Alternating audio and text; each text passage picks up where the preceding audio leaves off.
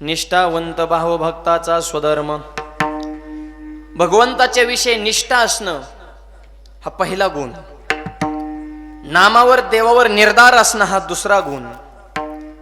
निष्काम असणं हा तिसरा गुण. आणि निश्चळ म्हणजे त्याच्यावर ठाम असणं हा चौथा गुण. आणि आपलं आंदोलन सुद्धा हे चारच गुणावर चालू आहे. पहिली गोष्ट निष्ठा.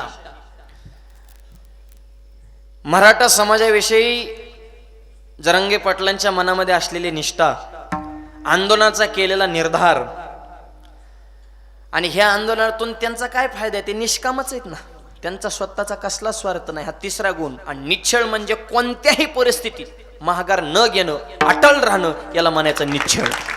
हे चार शब्द आजच्या प्रसंगाला फिट बसले म्हणून आजचा हा अभंग सेवे करता.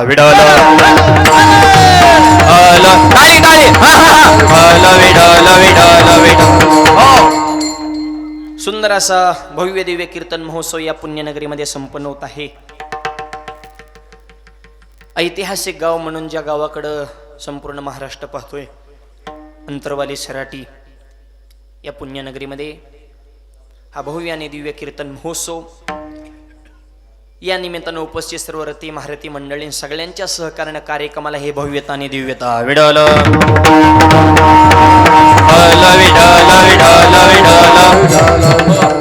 अंतरवाली सराटीने आता इतकी क्रांती केली की या गावचं नाव घेतल्याशिवाय चंद्रसूर्य आहे तोपर्यंत महाराष्ट्राचा इतिहास पूर्ण होणार नाही. या गावचं नावच घ्यावं लागणार, त्यावेळेसच महाराष्ट्राचा नकाशा पूर्ण होणार.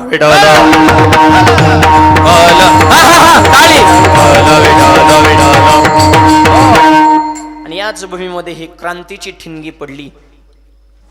आता मराठा आरक्षणाचा लढा, ज्यांच्या नेतृत्वामध्ये संपूर्ण महाराष्ट्रानं आता तो लढा खांद्यावर घेतलेला आहे, मनोजरावजी जरांगे पाटील.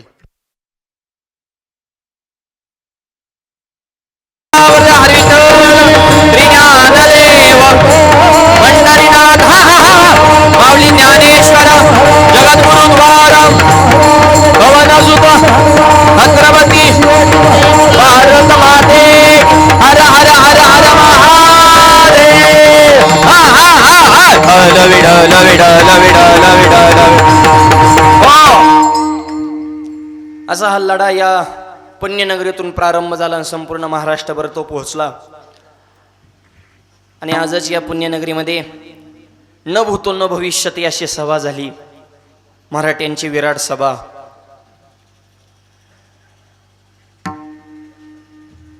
त्याच्यामुळं सगळे संयोजक मंडळी आज दिवसभर थकलेले आहेत, गणेश महाराज. कारण 2-3 दिवसापासून सगळी जबाबदारीची सगळी खांद्यावर धुरा तुमची आहे. त्याच्यामुळं महिला वर्ग असेल, तरुण पिढी असेल, गावातील सर्व मंडळी. परंतु एवढ्या 50 लाखापेक्षा जास्त येणाऱ्या मराठ्यांची तुम्ही कसलीच गैरसोय होऊन दिली नाही, हे मातेच्या ह्या रक्तात हा गुण असावा लागतो. आणि त्याच्यासाठी तुम्हाला द्यावे तेवढे धन्यवाद थोडे आहेत.